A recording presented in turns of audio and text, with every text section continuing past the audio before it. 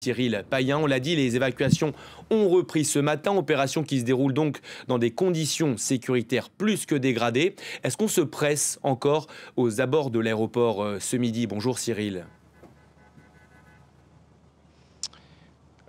Bonjour Florent, oui, malheureusement, la réalité est qu'il y a encore des milliers d'Afghans qui se pressent non seulement aux droits portes accessibles de l'aéroport militaire de Kaboul, mais en dépit du double attentat qu'il y a eu, vous le disiez hier, il y a évidemment, logiquement, un peu moins de monde, mais encore trop de monde au regard des rumeurs qui circulent en ville sur le lancement d'une campagne d'attaque suicide lancée par le groupe État islamique en ville. Et puis même dans l'un des derniers hôtels sécurisés de la ville où nous nous trouvons, en plein cœur de Kaboul, il y a des milliers de prétendants à être réfugiés qui sont encore là devant cet hôtel, puisqu'ils croient que des diplomates, des émissaires pourront certainement intercéder en leur faveur et les faire prendre un de ces avions.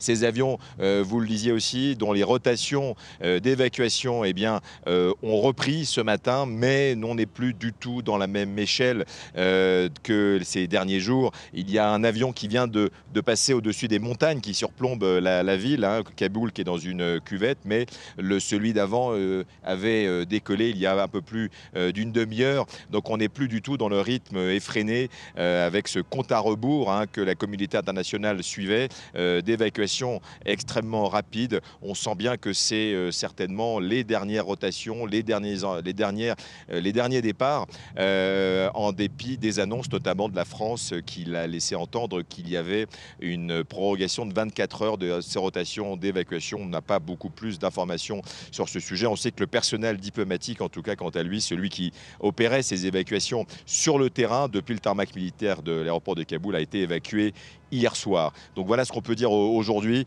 Il y a en tout cas, évidemment, après l'onde de choc qu'a constitué cet attentat qui a fait, donc, vous le disiez, près de 100 morts, et ce bilan est provisoire encore pour l'instant, de la tension, beaucoup de volatilité en ville. Tout le monde a peur. Les rues sont beaucoup plus clairsemées que ces derniers jours. Et pour terminer, il vient d'y avoir sur le tarmac de l'aéroport une cérémonie d'hommage aux 13 soldats américains dont les corps ont été embarqués dans un avion qui doit quitter l'Afghanistan incessamment sous peu.